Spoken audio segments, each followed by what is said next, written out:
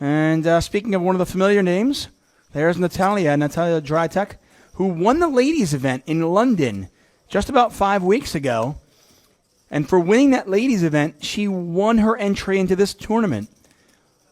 And she has parlayed that into at least a min cash, and certainly what could be a lot more. And she is one of the chip leaders in this tournament right now, with over 700,000 chips.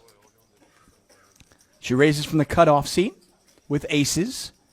Druska calls, and Druska gets a small piece of it. And on what is a raggy little board here, I kind of expect this to go check, bet, call. Drytak, definitely an unconventional player, as she limps in a lot. Bets in spots you might not normally expect.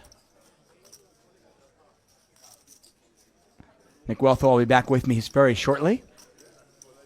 I want to thank you and welcome all of you who are here on Twitch. Hope you guys enjoyed your dinner. Oh, and look at that turn card. Druska not out of the woods as Drytak can catch a deuce, a 9, or an ace. But as you can see now, Druska a 3-1 favorite to win the hand. And now the question, of course, being, does he want to just call this or does he want to raise? And I think I am raising this. Drytak has checked back a lot of the time when she doesn't have anything.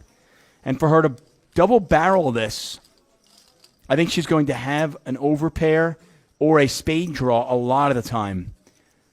And I think one of the reasons why you want to bet there is not only to get value from your hand, but also you want to avoid there being a card that kills your action. And there's no slowdown in Natalia. She sees the spade. She's going to bet it anyway. Druska calls and shows her 2 pair.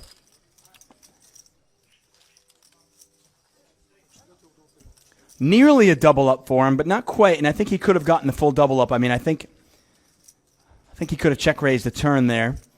And who knows? Maybe on the river he checks and he gets scared. I don't know exactly how the river would have played out, but nonetheless, he ends up winning a nice pot. Now, if Christian has 40,000 and Milan has 40,000, I think it's a very reasonable spot to call. Will comes along for the ride as well, so 3-way action.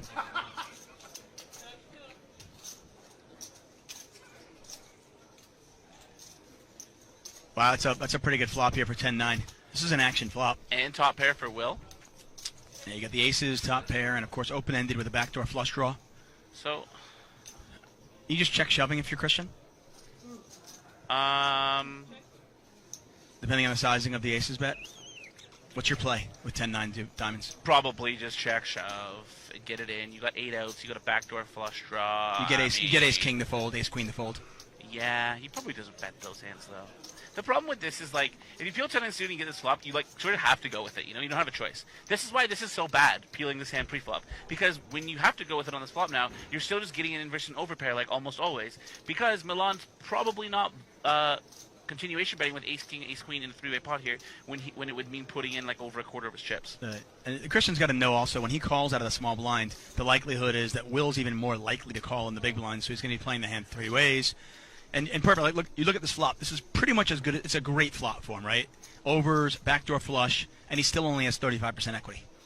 Chips on the flop, before the flop and on the flop, and not even that. When it is good, how often is it going to be good by the turn by even the river? Yeah. You know, it's just like your weak top pair here on a draw-heavy board. What card do you like on the turn? 10 or an 8. And he gets an 8. Bink. So it must be nice. Ooh, and Milan's got the ace of spades. So, I mean, Milan's obviously not going anywhere here. Yeah, no, for sure. I like this bet by Kasuf. He has to realize there's a pretty good chance that it's going to get checked through. I was going to say, yeah, you want to lead the turn now with the 8. Exactly. And it's 3 spades, it's draw heavy. Like if Milan's got the overpair, which is what he was repping when he bet the flop, he's going to check back that turn almost always. Yeah. 10,500. Big bet, though. Well, big easy bet. fold for Christian. He could be drawing dead. He does get rid of it. And Milan needs an ace or a spade. That's not a 10. Right. Red card on the river. Red ace. Bink. And that is not a bink. That's not going to do it. And Milan will be hitting the showers. So a pretty bad call by Will, but it gets rewarded. He gets rewarded, yeah.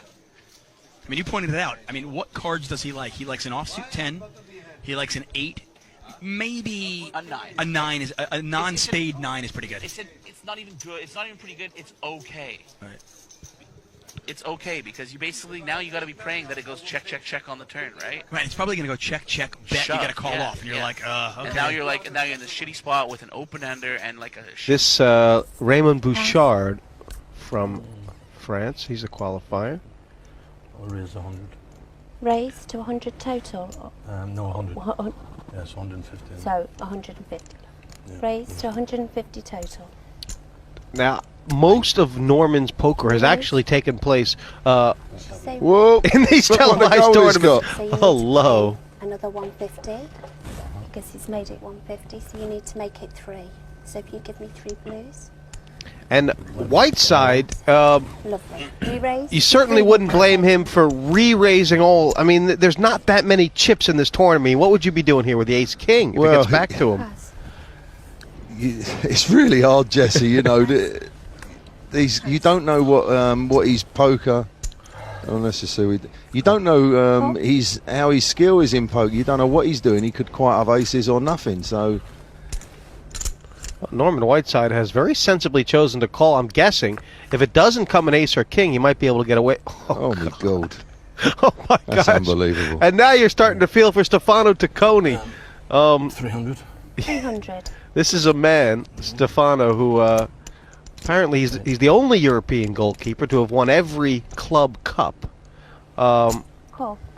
And Yeah, I think it's easier to try and list what he hasn't won with Juventus. Unbelievable, his record, this guy.